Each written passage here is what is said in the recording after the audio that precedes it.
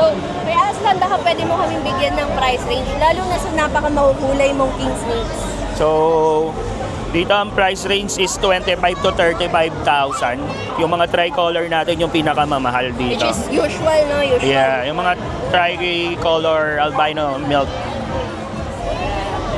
Yan yung medyo pricey ngayon. Sa dala ko. Ito na lang tatanungin ko kaya Aslan. Ano yung pinaka-best? Kung papipili ka, ano yung pinaka-best na naka-display mo ngayon? Kung papipiliin ako is this is stream bread. Favorite ko kasi yung mga Sobra, no? red. Kanina pa ako nakatingin Yeah. sa kanya nung lumapit ako sa'yo. So extreme bread yan. And ilang months na to?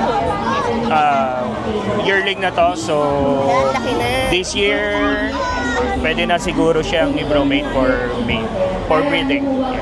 Which is sobrang laking jump para dun sa mga kabili kasi pwede na sila mag-breed. Yes. Pwedeng natanong kay Aslan magkano to?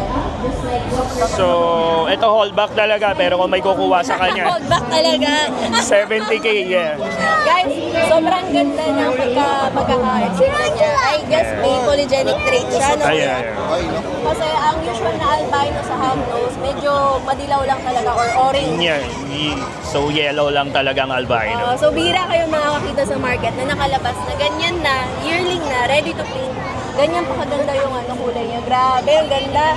Natanong ko na ba kaya saan magkano? Yeah. Siguro 70. Ganun. 70. Kung merong magpa-project siguro.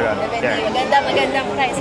And may ball pythons din sila. Yes, mga fiber. Sa mga viewers naman Kuya Son, na naghahanap ng pinaka-budget friendly, ano yung meron ka?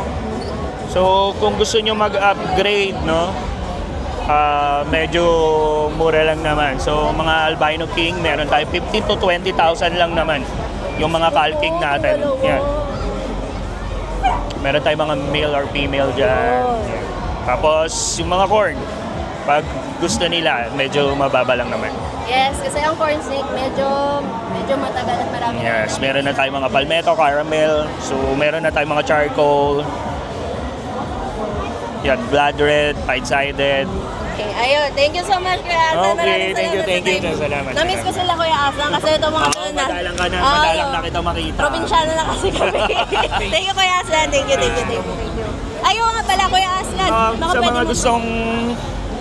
mga gustong pumunta o humabol and like nila lang yung page namin sa Exotics. So, sa mga gustong mag-like pala or bumisit sa last day, ito pala yung page namin sa Exotics and makikita nyo kami dito lang malapit sa stage. So, mamaya magsisale kami bago Yun ang maganda pagka last day ka pumunta sa Pet Expo kasi marami ng vendors. Para mabawasan yung dadali namin. Ayan, thank you so much, Yeah, Kuya thank you, Aslan. thank you. Salamat. Thank you.